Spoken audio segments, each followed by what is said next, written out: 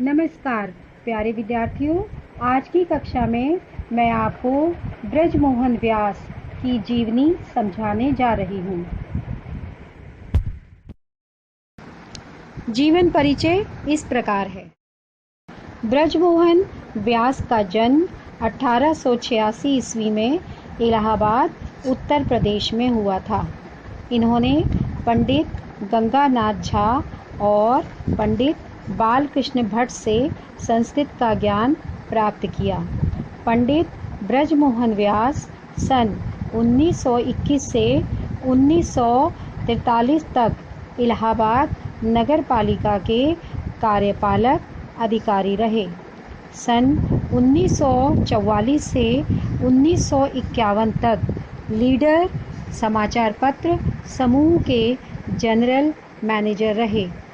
23 मार्च 1963 को इलाहाबाद में ही इनकी मृत्यु हो गई।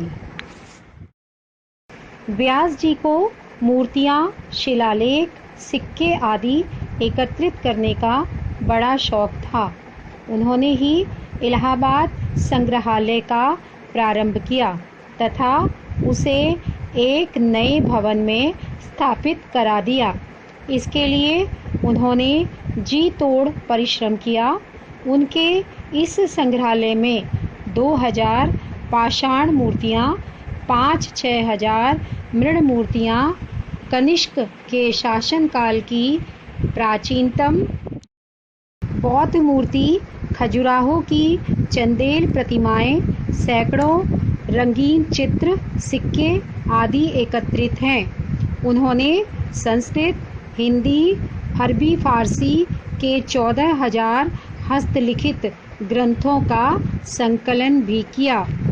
ये सभी इसी संग्रहालय में हैं। इस संग्रहालय के लिए वे बड़े से बड़े अधिकारी तक से भिड़ जाते थे।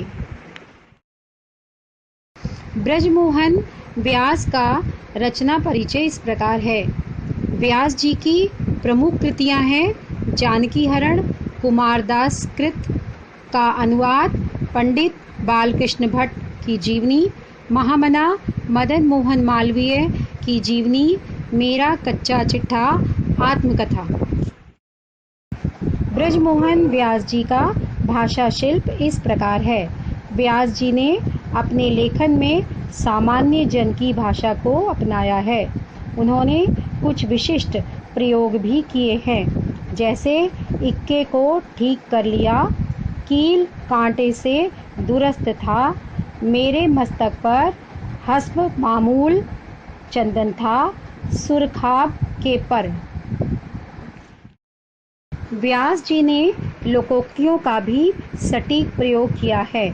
कच्चा चिट्ठा में प्रयुक्त लोकोक्तियों के उदाहरण इस प्रकार हैं। चोर की दाढ़ी में तिनका, ना जाने के ही वेश में नारायण मिल जाए, चोर के घर छिछोर बैठा, वह म्याऊं का ठौर था।